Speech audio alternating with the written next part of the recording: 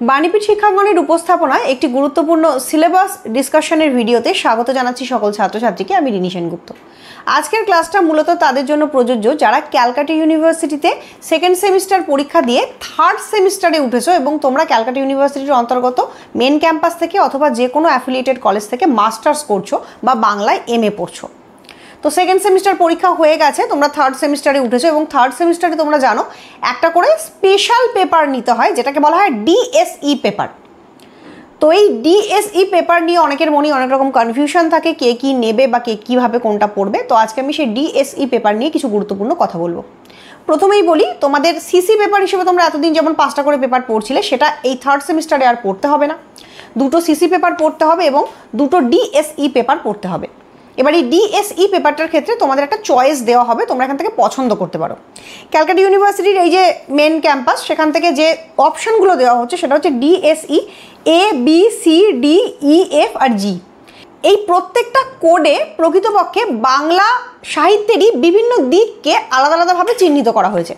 যেমন ডিএসই এতে আছে প্রাগাধুনিক বাংলা সাহিত্য, ডিএসই বিতে আছে আবার অন্য কোনো একটা টপিক, ডিএসই সিতে আছে আবার অন্য কোনো একটা টপিক। মানে এইভাবে করে ভাগ করা হয়েছে প্রাগাধুনিক, কথা সাহিত্য, লোকসাহিত্য, রবীন্দ্র সাহিত্য, তুলনামূলক সাহিত্য এগুলোকে। তো তোমরা তোমাদের ইচ্ছা মতো এই ডিএসই পেপার পছন্দ করবে বা চয়েস করবে। থার্ড সেমিস্টারে তোমাদের ডিএসই পেপারে 2টো পেপার পড়তে হবে এবং ফোর্থ সেমিস্টারে গিয়ে আবার 2টো পেপার পড়তে হবে। সর্বমোট তোমাদের ডিএসই 4টে পেপার পড়তে হবে। তো থার্ড সেমিস্টারে যে 2টো পেপার পড়তে হবে তার মধ্যে আমি প্রাগাধুনিক সাহিত্য অর্থাৎ ডিএসই এর 2টো পেপার নিয়ে আজকে আলোচনা করছি। প্রসঙ্গত বলে রাখি, আমি অলরেডি কিন্তু থার্ড সেমিস্টার সিসি পেপারে তোমরা কি পড়বে তার সিলেবাস নিয়ে আলোচনা করে দিয়েছি, ভিডিও আপলোড করে দিয়েছি। সেখানে গিয়ে তোমরা সেই ভিডিওটা দেখে নিতে পারো যারা সিসি পেপার সম্পর্কে ডিটেলস জানতে চাইছো। তো শুরু করছি প্রাগাধুনিক বাংলা সাহিত্যের যে সিলেবাস সেটার আলোচনা। প্রথমেই বলবো 1 নম্বর যে পেপারটা রয়েছে সেটা সম্পর্কে। সেখানে মডিউল 1-এ রয়েছে কৃত্তিবাস ওঝা রচিত রামায়ণ, আদি, অরণ্য এবং লঙ্কা কাণ্ড। অর্থাৎ এই 3টে কাণ্ড তোমাদেরকে ডিটেলসে পড়তে হবে, বুঝতে হবে এবং এখান থেকে প্রশ্ন উত্তর আসবে, সেইভাবে করে নিজেদেরকে তৈরি করতে হবে।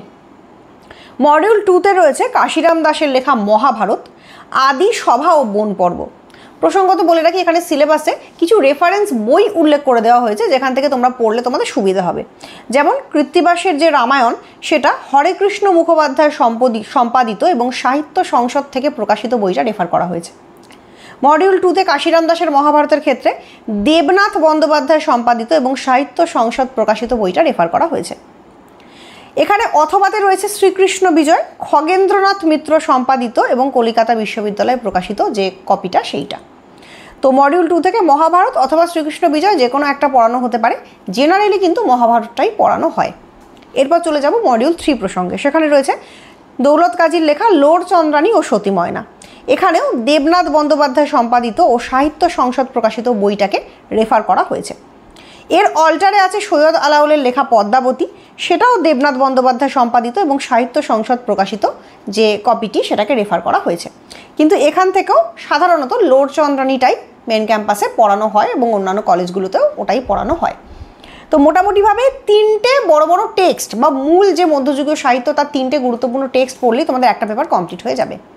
এবার চলে যাব পরবর্তী পেপার প্রসঙ্গে। সেখানে প্রথমেই রয়েছে রবীন্দ্রনাথ ঠাকুর এবং শ্রীশচন্দ্র মজুমদার সম্পাদিত পদরত্নাবলী।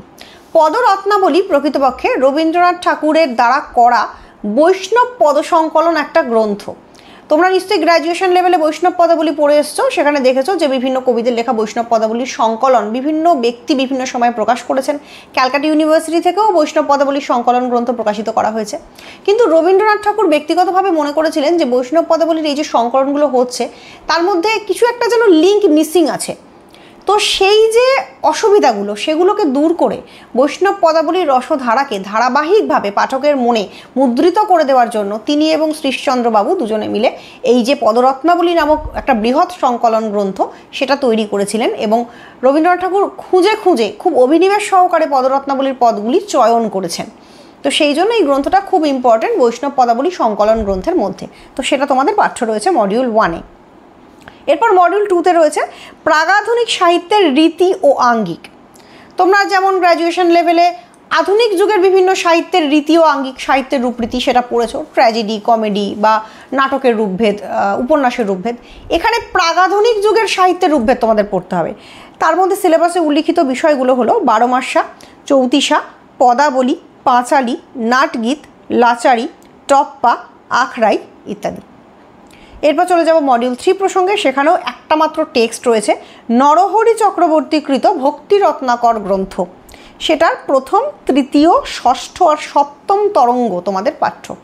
এখানেও বলে দেওয়া হচ্ছে শ্রীরূপ ভাগবত মহারাজ সম্পাদিত এবং গৌড়ীয় মিশন কর্তৃক প্রকাশিত বইটা বেশি করে গ্রহণযোগ্য। তো এই হচ্ছে তোমাদের প্রাগাধুনিক বাংলা সাহিত্যের 3rd সেমিস্টারের স্পেশাল পেপার বা ডিএসই পেপারের সিলেবাস। যারা প্রাগাধুনিক সাহিত্য বা মধ্যযুগটাকে স্পেশাল পেপার হিসেবে গ্রহণ করবে তাদেরকে এই পেপারটা পড়তে হবে। এবং আমার তরফ থেকে পার্সোনালি এই প্রাগাধুনিক যুগের যে টপিকটা রয়েছে সেটা পড়ানো হয়ে থাকে। যদি কেউ সরাসরি অফলাইন বা অনলাইন কোর্সে আমার কাছে ভর্তি হতে চাও, নিচে দেওয়া নাম্বারে কন্ট্যাক্ট করে নিতে পারো। আমি কিন্তু সিসি পেপারগুলোর সঙ্গে সঙ্গে প্রাগাধুনিক এই দুটো ডিএসসি পেপারও পড়িয়ে দেবো, অর্থাৎ তোমাদের টোটাল প্যাকেজটাই কমপ্লিট হয়ে যাবে। যারা সরাসরি আমার কাছে এসে অফলাইনে ক্লাস করতে চাইছো, অনলাইনে যারা কমফোর্টেবল না, তাদের জন্য সুখবর। কলেজ স্ট্রিট ক্যাম্পাসের একদম সামনে কলেজ স্ট্রিটে আমাদের বাণীপীঠ শিক্ষাঙ্গনের নতুন একটি শাখা সেটা ওপেন হচ্ছে, এবং যারা সেখানে পড়তে চাও, যুক্ত হতে চাও, অবশ্যই কন্ট্যাক্ট করে যুক্ত হতে পারো।